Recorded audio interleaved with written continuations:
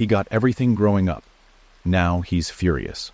His loser sister became a millionaire. From the moment they were old enough to walk through the front door of their childhood home, it was evident who wore the crown in the Tompkins family. Nathaniel was not just the firstborn, he was the symbol of potential realized before it even had a chance to blossom. Their parents looked at him as though the sun shone from behind his head, like he was born under some rare celestial alignment, destined, anointed, gifted beyond measure. He was the straight-A student who never had to be asked to do his homework, the kid who made varsity teams with half the effort, the one teachers praised and neighbors admired. And while their mother kept framed copies of his first-grade spelling bee certificate and his high school debate team trophy on the living room wall, she didn't bother saving the scribbled poems or makeshift drawings his sister tucked beneath her mattress like they were sacred relics. No, for Eleanor, there was only quiet disregard, the kind that doesn't scream neglect, but whispers it so consistently that it becomes the only truth you know. To everyone else, she was just Ellie, a girl with too much imagination and not enough discipline. She spoke too softly, read too much fiction, asked questions at dinner that made everyone uncomfortable, like why Nathaniel didn't have to do chores or how come her grades, though respectable, were never celebrated. The family tolerated her quirks the way one might tolerate a flickering light bulb, annoying, unnecessary, and eventually ignored. Nathaniel, on the other hand, didn't just bask in their parents' admiration, he weaponized it. With each smirk, each backhanded compliment, he cemented the idea that her worth was always going to be comparative, and she would always come up short.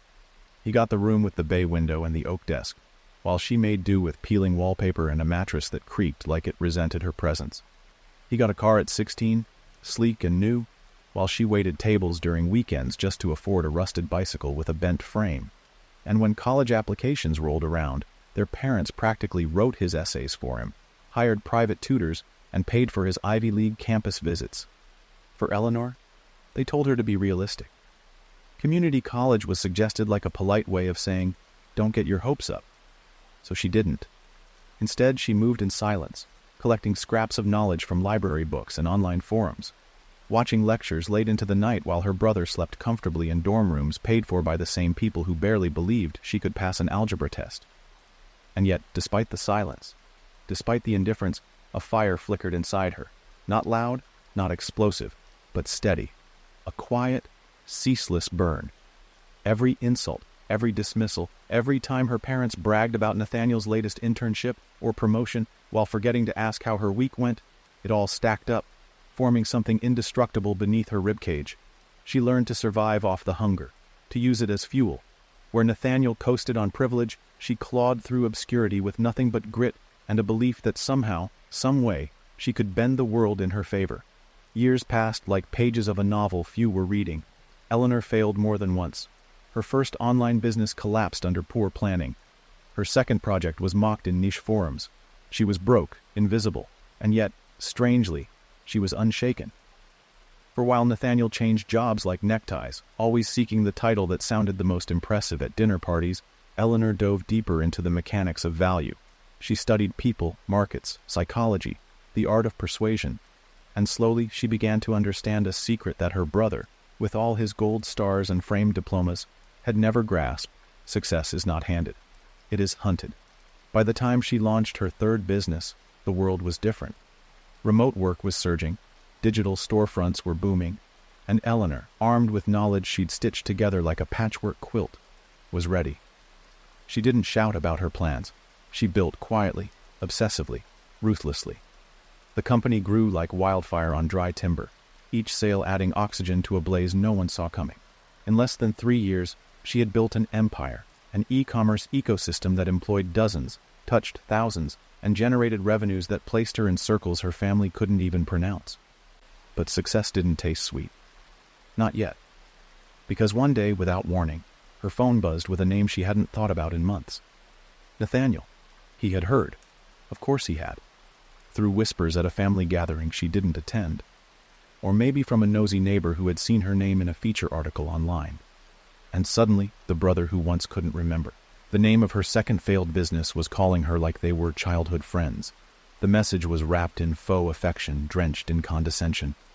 Hey, Elle, saw what you've done. Impressive stuff. Listen, I've got some ideas. Maybe we can collaborate? He spoke like an investor discovering a promising startup, like she hadn't existed for years as the butt of family jokes, like he hadn't sneered at her silly dreams in their father's den when she first said she wanted to be an entrepreneur. Now he called her brilliant, called her lucky, called her overdue for giving back. And when she didn't respond right away, he didn't retreat. He grew bitter. The mask slipped.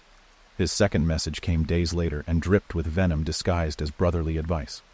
Let's not forget who's always been the smart one in the family, Elle. Don't let the money get to your head. It was laughable, predictable, tragic. The man who had been handed the world now stood outside her gates, seething at the fact that she had built her own kingdom. And worse, he wanted a seat on the throne he never believed she could reach. But this time, she wasn't that quiet girl sitting at the corner of the dinner table, hoping to be seen. Now, she was the storm that rose from everything they said she couldn't do.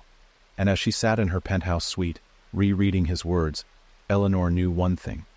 The game had changed, and Nathaniel was no longer the one holding the cards.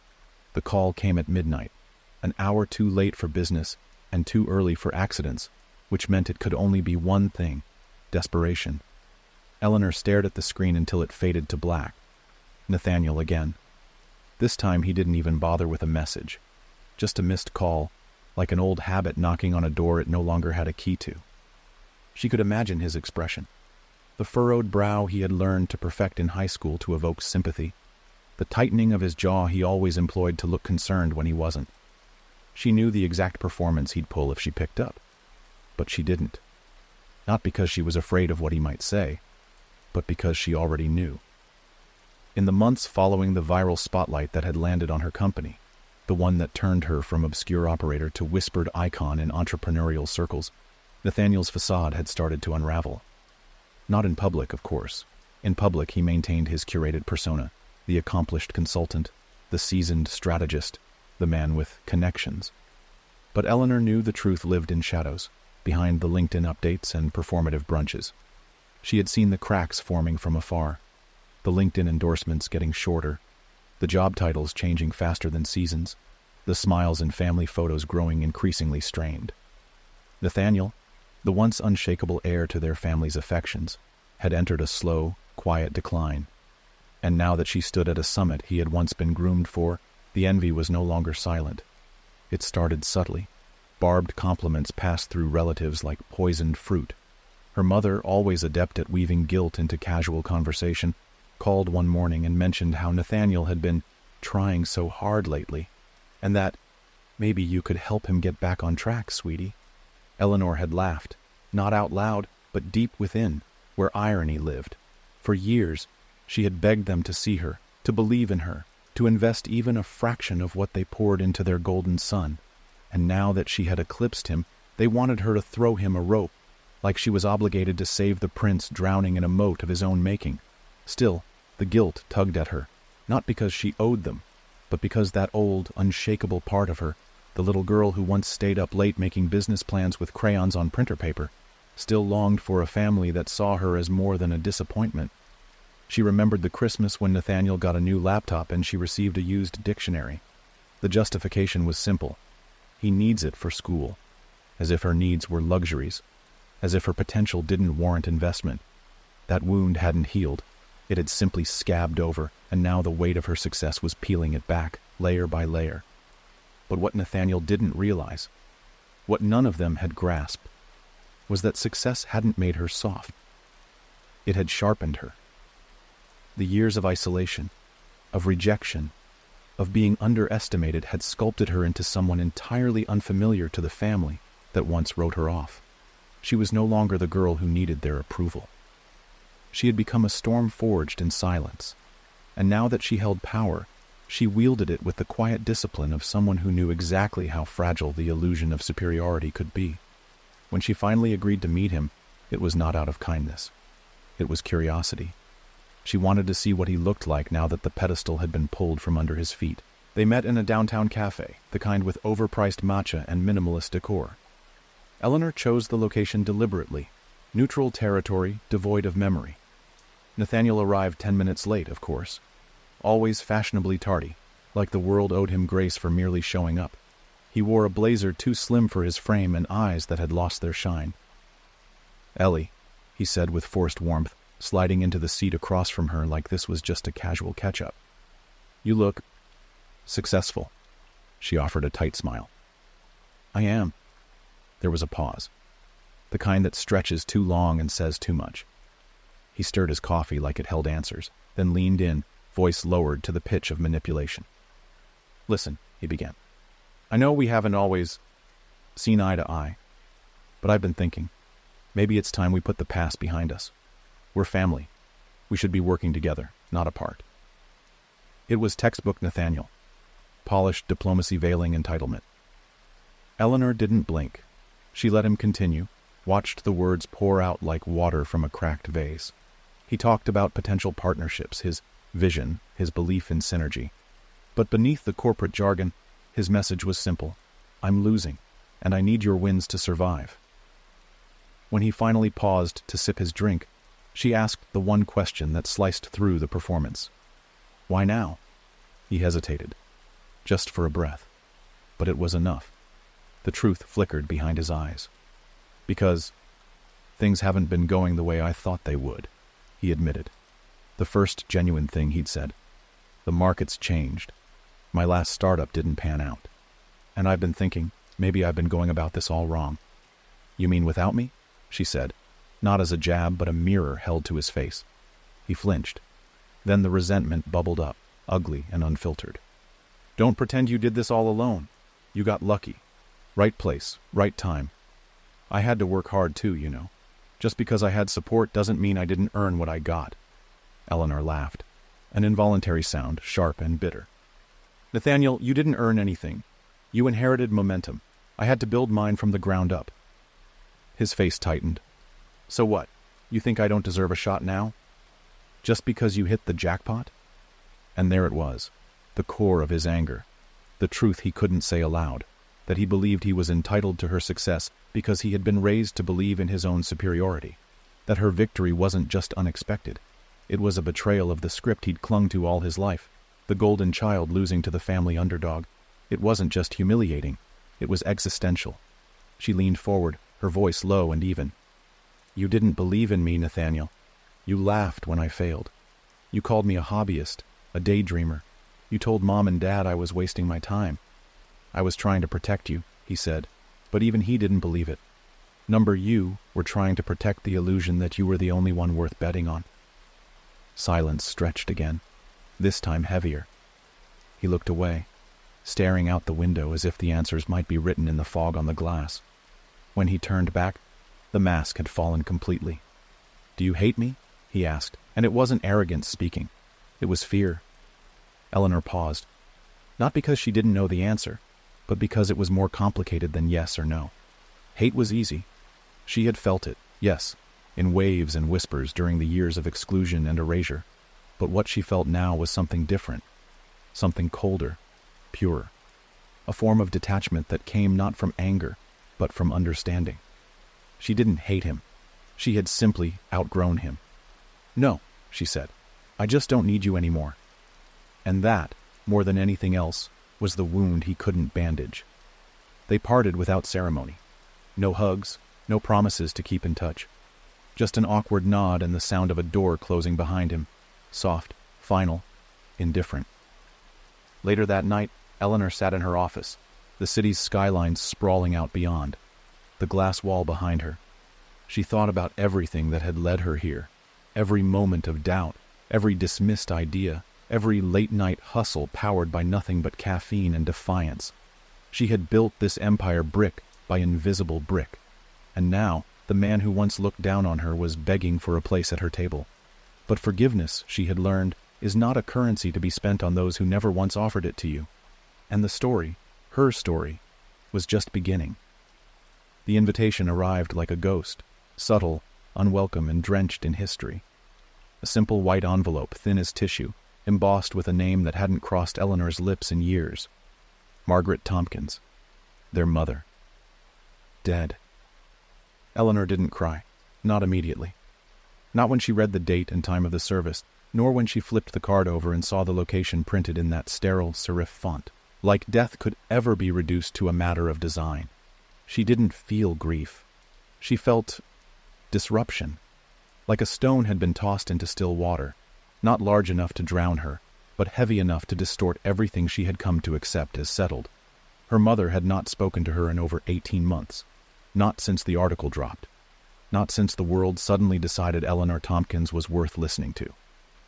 At first, there were calls, short, tentative ones, filled with clipped congratulations and awkward questions about when are you going to slow down and visit. But when Eleanor declined to play the role of the prodigal daughter returning triumphant, when she didn't grovel or apologize for her success, the warmth turned icy. Subtle disapproval returned like an old perfume. Faint, but unmistakable. "Don't let all this change you, sweetheart," her mother had warned once, as if success were some dangerous disease that needed to be managed. She had not been invited to the last 3 family gatherings. Nathaniel had, of course. He always was. He belonged, even as he floundered. Eleanor, meanwhile, was the anomaly that couldn't be explained without discomfort. So, they omitted her, again, as they had done her whole life. But death has a cruel way of forcing reunions no one really wants. And now, here she was, standing at the threshold of a memory she never asked to revisit. The funeral was held in the same chapel where they used to go on Christmas Eve as kids. The pews smelled of wax and wood polish, and the air inside was filled with that heavy silence unique to churches in mourning. Everyone wore black, as if conformity could mask hypocrisy. Eleanor arrived alone, dressed sharply but not dramatically. She didn't wear sunglasses like some grieving celebrity. She didn't cry either. She observed, absorbed, endured. Nathaniel stood near the casket, surrounded by a cluster of relatives who spoke in soft, reverent tones. His eyes caught hers, and for a brief moment, something flickered between them. Recognition, perhaps, or resentment. It was hard to tell. His grief looked performative, like he was mourning the version of their mother he had been raised to believe existed, the doting matriarch, the champion of his achievements. But Eleanor, standing silently at the back of the room, knew a different version. The one who watched her daughter's spirit dim under years of comparison and never once extended a hand to lift her out of the shadows. During the eulogy, Nathaniel spoke. Of course he did. His voice trembled at all the right moments. He quoted scripture. He told stories about their mother's strength, her sacrifices, her unwavering love for her children. Eleanor stared at the floor. She felt no malice, just detachment, like watching a play in a language you once understood but had long forgotten. The version of their mother he described didn't match the one Eleanor had known, the woman who once scolded her for wasting time on creative projects instead of focusing on something practical like Nathaniel does. The woman who never once asked what made Eleanor happy, only what made her employable. After the service, as people gathered in small huddles to exchange condolences and catch up like it was a social reunion, Eleanor slipped outside. The air was cool and sharp, and the quiet out here felt more honest. She walked around the side of the building, away from the crowd, toward the small cemetery where their grandfather had been buried decades ago. She remembered this place. She remembered standing here as a child, holding her mother's hand as they buried a man who'd once called her too loud and too clever for her own good. Even in death, their family had a hierarchy of worth. She was lost in thought when she heard footsteps behind her. "You didn't even look at me," Nathaniel said, voice low and frayed. She didn't turn. "I saw enough." He stepped beside her, hands in his coat pockets. He looked older than she remembered, not just in the lines on his face, but in the way he held himself, like someone carrying the weight of a legacy that no longer protected him. "She talked about you, you know," he said, before she passed. "I'm sure," Eleanor replied, eyes still on the graveyard. "What did she say? That I'd changed? That I was difficult?" Nathaniel didn't answer. The silence confirmed enough. "She couldn't understand you," he finally said. "She thought you were angry all the time, that you shut us out." Eleanor laughed softly. Not because it was funny, but because the irony was too sharp to ignore. "I didn't shut you out. I just stopped waiting for the door to open." He looked at her then, really looked, and his posture shifted, not defensive, not arrogant, just exposed. "I think she was scared of you," he said, the words surprising even him. "Scared of how you did it, without anyone, without her. That's not my fault. I know. he said quickly. Too quickly. They stood in silence, the kind that wasn't hostile but heavy with history. I lost the condo, he confessed suddenly. Had to sell it last month. Things haven't bounced back. I thought they would, but I miscalculated. Eleanor said nothing. She had heard rumors, of course. Quiet whispers that Nathaniel's last venture had burned through capital with no return, that he was living off dwindling savings and reputation alone. But hearing it from his lips was different. It was real. Raw. I thought I was supposed to win, he said, voice cracking just enough to reveal the truth beneath the polish. I did everything right. I followed the plan, got the degree, built the resume. I was the one they believed in. You were, Eleanor said gently but firmly. And that's why you never learned to believe in yourself. He looked wounded, as if her words had cut through to something he had never dared name. I'm not here to gloat, she added. But you need to understand. My success isn't your failure. You were handed a map. I had to carve a path through wilderness. Nathaniel looked away, shame creeping into his expression like ivy on old brick. I don't know who I am without it, without the pedestal. That's not my burden to fix. He nodded. Slowly, like a man beginning to understand the enormity of what he had lost. Not just a mother, not just money, but the illusion of superiority that had once made him feel invincible. Before he walked away, he said something that surprised her. You're not the loser anymore. Eleanor watched him go. She didn't feel triumphant. She felt unchained. Later that evening, back in her suite, Eleanor poured herself a drink and stared out at the skyline. The city pulsed with light and motion, uncaring and alive. Somewhere out there, people were hustling like she had once done, burning midnight oil in pursuit of dreams no one believed in. She felt connected to them, not to Nathaniel, not to the past, but to the future, to the noise and chaos of ambition. Her phone buzzed, a message from her lawyer. Nathaniel had requested a meeting, something about a business proposition, one last plea for collaboration, one last attempt to climb back into relevance. She didn't answer. Not yet. Instead, she opened a notebook and began outlining her next project, something bold, global, disruptive, the kind of idea that would cement her legacy far beyond the shadow of her family name. Let them watch. She was done proving. Now, she was building. It arrived not as a confrontation, not as some volcanic outburst of years-long resentment, but as a neatly packaged proposal, sent by email, dressed in corporate politeness, and written in language that stank of desperation, disguised as opportunity.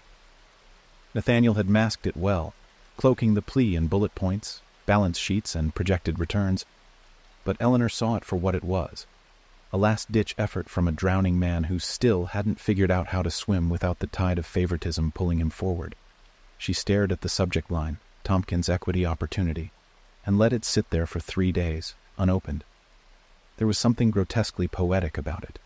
The brother who had once snickered at her startup ideas, who had once warned their parents that Eleanor's just playing pretend with all that tech stuff, now wanted to align himself with her brand. Not just align, he wanted access, entry, a stake in the very thing he had claimed would never last. The irony wasn't lost on her. It was heavy, almost theatrical. She finally opened it late at night, curled into the corner of her reading room where the walls were lined with the very books her family used to mock her for collecting. The proposal was polished, to his credit. Years in finance had taught Nathaniel how to dress up even the most bankrupt idea in appealing language. He spoke of synergy, of blending traditional consultancy with Eleanor's disruptive digital infrastructure. He spoke of their shared roots, as if childhood proximity were enough to bind fractured adults. He spoke of legacy, using that word like a weapon, a reminder of a family name that once meant something in their social circles. But buried beneath the boardroom vocabulary was a subtext so loud, it was practically screaming. You won. I didn't. Please let me in before it's too late. Eleanor felt a mixture of fury and sadness as she read. Not because he asked, she had long expected this day to come, but because of how he asked. There was no acknowledgement of the past, no apology for the years of condescension, no recognition of how deep the wound went. Just strategy, just tactics. just the same hollow entitlement he had been raised to believe was virtue. She didn't respond, not immediately. Instead, she booked a flight to Paris, not for escape, not for vacation, but for clarity. There was something about walking unfamiliar streets, cobblestoned, chaotic, indifferent, that grounded her. In Paris, she was not someone's sister, not someone's former disappointment. She was simply Eleanor, an entrepreneur, a builder, a woman who had carved her own world out of skepticism and dust. As she strolled through Le Marais, watching the evening light stretch across narrow alleys and shuttered bookstores, she thought of all the times she had felt invisible, all the rooms where her voice had been drowned out by Nathaniel's baritone, all the years her ideas had been met with nods so fake they felt like insults. And now, that same voice wanted to co-author her future. She visited a small cafe near the Seine, ordered a double espresso, and opened her journal. This wasn't about revenge. Not anymore. It had evolved past that. Revenge required caring, and she was done bleeding for things that never cared for her in return. This was about legacy, the real kind, the kind that didn't hinge on surnames or social connections, but on impact, on building something so indelible that even time had to pause in acknowledgement. She spent hours sketching out her next phase, ideas she'd been circling for months but hadn't dared name. A mentorship platform for underdog entrepreneurs, a foundation focused on funding projects led by women who had been dismissed, underestimated, ignored. She wanted to be the safety net she never had, and she knew that Nathaniel, by design, by temperament, by history, had no place in that vision. Still, part of her hesitated, not because she wanted to include him, but because she wanted to understand why she didn't. She was tired of acting from old wounds, tired of being reactive. She didn't want to shut the door just to prove she could. She wanted to know, with absolute certainty, that closing it was right. So she scheduled a meeting. Neutral territory, a glass office suite downtown. No family, no emotions, just two adults in suits, facing the aftermath of everything they'd inherited and destroyed. When she walked in, he was already there. Crisp blazer, Rolex watch, that familiar posture that said, "I belong here, I've always belonged." But something was different. The shine had dulled. His eyes carried fatigue, not the kind that comes from long flights or board meetings, but the kind that settles into the bones when your story no longer sells. "Thanks for agreeing to this," he said, trying for warmth. She nodded, unsmiling. "Let's be efficient." He blinked, thrown off. He had expected some softness, maybe nostalgia, but Eleanor wasn't here for sentimental detours. She was here for clarity. "I read your proposal," she said. "Impressive design, strong language, but it's built on a lie." Nathaniel flinched. "What lie?" "That we were ever a team." He exhaled slowly, folding his hands. "Look, I know we weren't exactly close, but this could work. Your innovation, my structure. We could scale in ways you haven't imagined yet." She raised an eyebrow. "You think I haven't imagined scale?" "That's not what I meant. It's what you always meant. You think I got lucky, that I stumbled into this. You still don't believe I'm the architect." "I'm here, aren't I?" he snapped, and the mask cracked. "I wouldn't be asking if I didn't believe in what you've built." "You're not asking because you believe in me," she said, voice calm but cutting. "You're asking because you have nothing left to believe in yourself." He looked away, and in that silence, she saw it all. The boy who had been told he was special, who had been fed praise like oxygen until he couldn't breathe without it. The young man who had coasted on charm and contacts, mistaking momentum for mastery. The brother who had once looked down on her with the smugness of assumed superiority, and now looked up at her, quietly drowning. "I'm not going to fund your comeback," she said. He didn't argue, didn't plead. He just looked hollow. "I know I messed up," he said after a long moment. "Not just with this. With you." She waited. "I didn't see you," he whispered. "I didn't want to. You were a mirror, and I hated what it showed me. I was scared that if you could make it, maybe I never deserved any of what I had." The confession landed like thunder in a still room. Eleanor felt her throat tighten, not out of forgiveness, but recognition. He had finally said the truth. "I can't fix that for you," she said. "I'm building something that isn't just about money. It's about rewriting the story, not just mine, for every girl who was told she wasn't enough." He nodded, slowly. "I won't get in your way." "You already did," she said. "But not anymore." As she left the room, her heels clicking against the tile like punctuation, she felt something lift. Not triumph, not vengeance, just clarity and peace. She didn't look back. She had already seen enough. It wasn't until Eleanor stood alone on the rooftop of her San Francisco headquarters, looking down at the city that had both tested and crowned her, that she realized the loneliness that came with victory. The skyline shimmered in the distance, a mosaic of ambition and artifice, lit by the lives of dreamers clawing their way toward relevance. She used to be one of them, just another faceless figure in the shuffle of neon-lit nights, hunched over a cracked laptop in coffee shops that smelled like sweat and desperation. Back then, every line of code, every rejected pitch, every 2 a.m. brainstorm had felt like war. Now, the war had changed uniforms. Eleanor wasn't just the underdog anymore. She was the brand, the symbol, the myth. And in many ways, that was more terrifying than being overlooked. Her company, Archemia, was no longer a scrappy startup. It had matured into a juggernaut, attracting global attention, venture capitalists eager to throw themselves at her feet, and a cult-like base of young founders who worshipped her resilience. They didn't know the half of it. They didn't know what it was like to be dismissed in family dinners, cut out of wills, told that your dream was cute but unrealistic. They didn't know the silence she swallowed when her father would toast Nathaniel's minor career moves like they were Nobel-worthy, while glancing at her as if she were a glitch in the family software. Now those same relatives were circling back trying to re-enter her orbit. Cousins who once laughed at her Pinterest obsession now asked to be featured on her panels. Her mother sent passive-aggressive texts like, "Your father would have been so proud if he were still here to see this," never acknowledging that he had spent his life trying to talk Eleanor out of chasing her vision. The irony was so sharp she could taste blood, but the email that truly unmoored her arrived with a subject line so innocuous it almost slipped through unnoticed. "Mom's house. Need to talk." It was from Nathaniel. Again. Eleanor didn't open it right away. She let it rot in her inbox like an overripe fruit, half expecting it to disappear if ignored long enough. But it didn't. It just sat there, like a stain on white silk, impossible to unsee. When she finally read it, her jaw clenched so tight her molars throbbed. Nathaniel wanted to sell the house.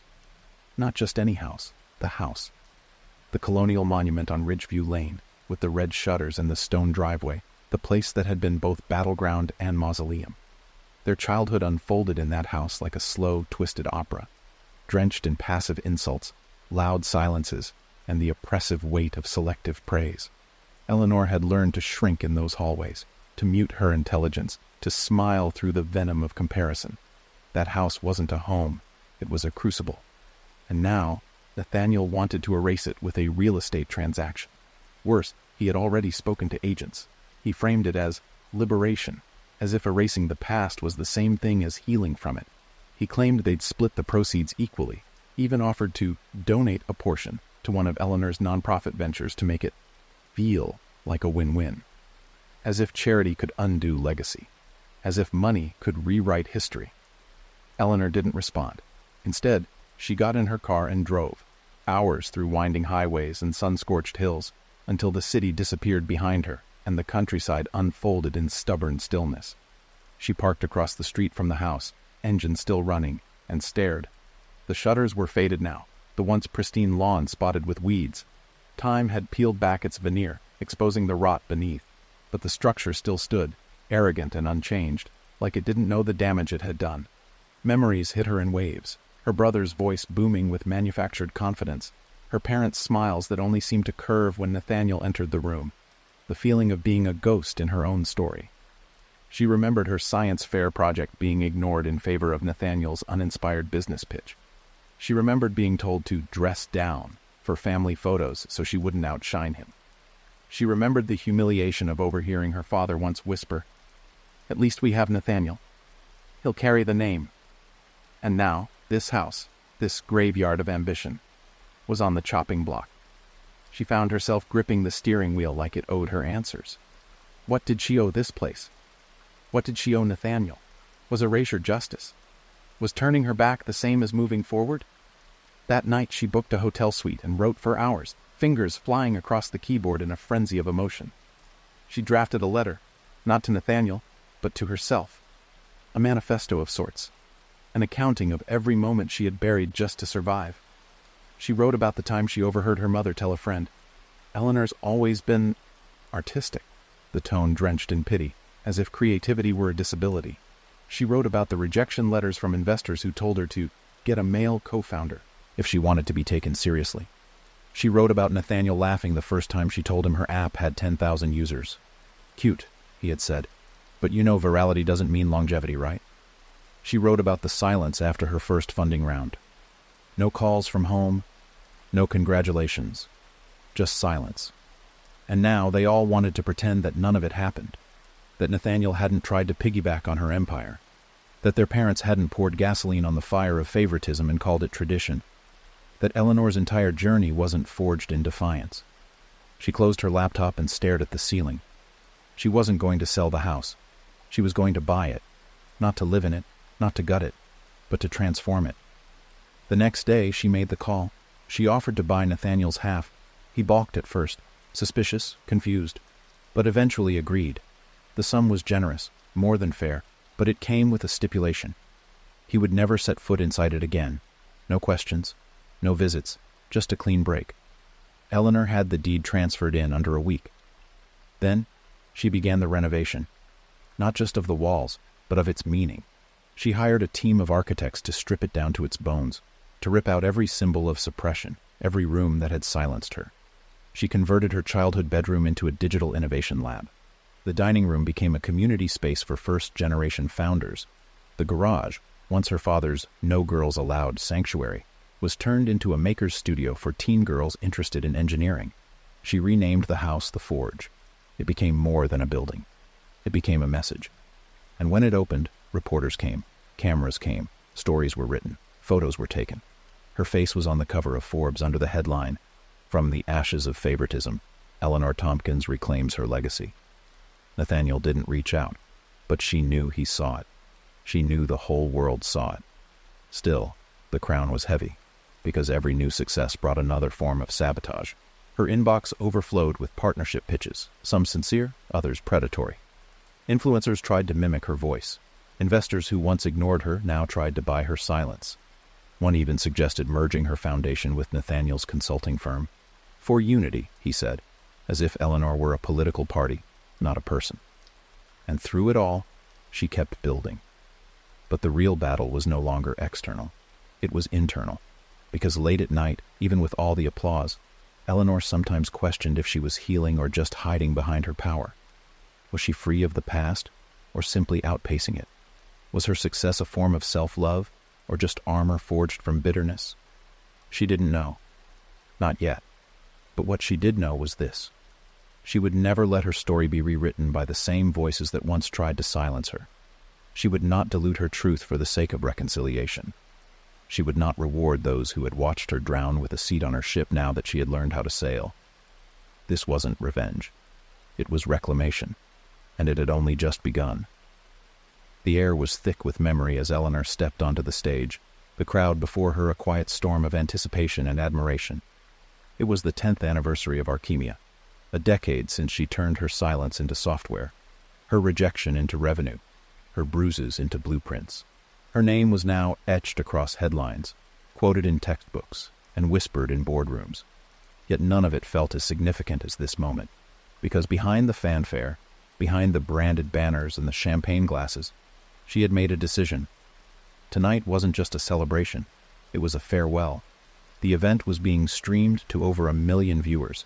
CEOs, founders, activists, journalists, people who had traced her journey with awe and envy, were watching. And so was Nathaniel. He wouldn't have missed it. Eleanor was sure of that. He'd always watched from the shadows, arms folded, tongue laced with resentment, heart clinging to the crumbling illusion that he'd been the one born to lead. Even after all this time, he hadn't evolved. He hadn't built. He hadn't grown.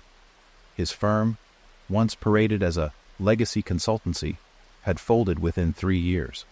The world had moved forward, but Nathaniel remained anchored to a version of himself that never truly existed. She cleared her throat. I want to tell you a story, Eleanor began, her voice calm but unshakable, rippling through the auditorium like a current. It starts not in a garage or a dorm room, but in a family dining room where I learned the art of being invisible. A hush fell over the audience. I was the second child, the quiet one, the one with the big eyes and the quiet ideas, the one people thought would marry rich if lucky, or fade out of relevance if not. My brother, he was the chosen one, the son, the expectation, the promise, and I was the shadow. She paused, letting the weight of the words settle. But shadows don't die. They learn, they adapt, they become shapeshifters, and eventually they find their own light.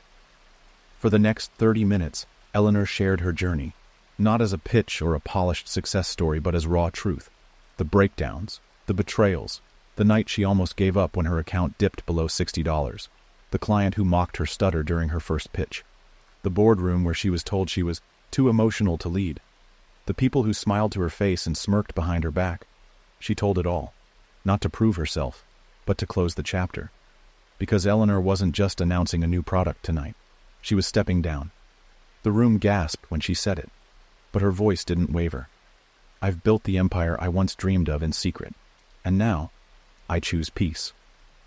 The decision had crystallized weeks ago, after a chance encounter in a bookstore on a rainy afternoon. She had been browsing a shelf of poetry, something she rarely had time for anymore, when she overheard a mother praising her daughter for being so curious. The little girl had smiled, wild curls bouncing, and said, I want to build something one day. Like her, pointing to Eleanor's face on the back of a book jacket. Eleanor had smiled politely, but later, in the quiet of her penthouse, the image returned with force. That girl didn't see a rival. She saw a possibility, a future, an opening. Eleanor realized then that her fight was no longer with her past.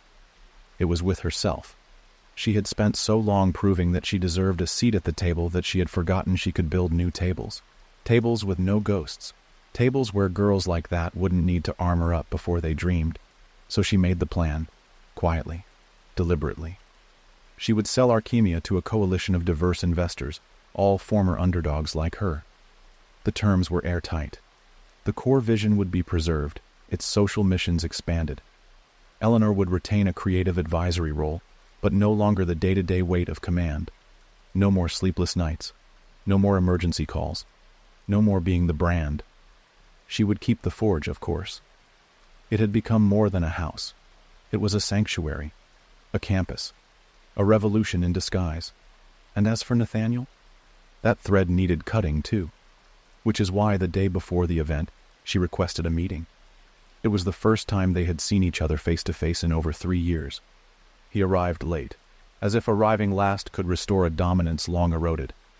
Dressed in his usual performance of success, designer watch, crisp blazer, eyes full of resentment masked as detachment, he walked into her office with the air of a man still convinced he was being wronged.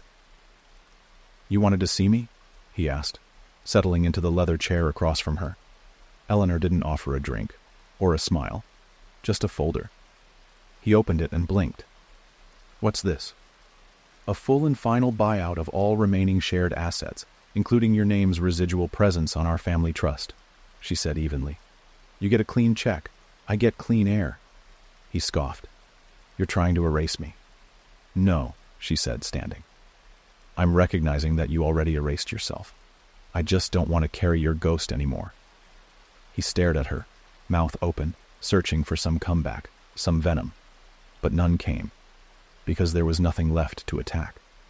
She had won, and not just in wealth or fame, but in clarity. I deserved it too, he muttered. No, Eleanor replied, calm as a still sea. You expected it. There's a difference. When he left, she didn't watch him go. She simply turned back to her view, this time not of the skyline, but of the reflection in the glass. Her reflection, solid, whole. Now, on the stage, her final words rang out like thunder cloaked in poetry. We spend our lives chasing the validation we were denied in childhood, but at some point, if we're lucky, we realize the real victory is no longer needing it. I don't need to be seen. I see myself. That's enough. The audience rose in a thunderous ovation. But Eleanor didn't bask in it. She simply stepped down.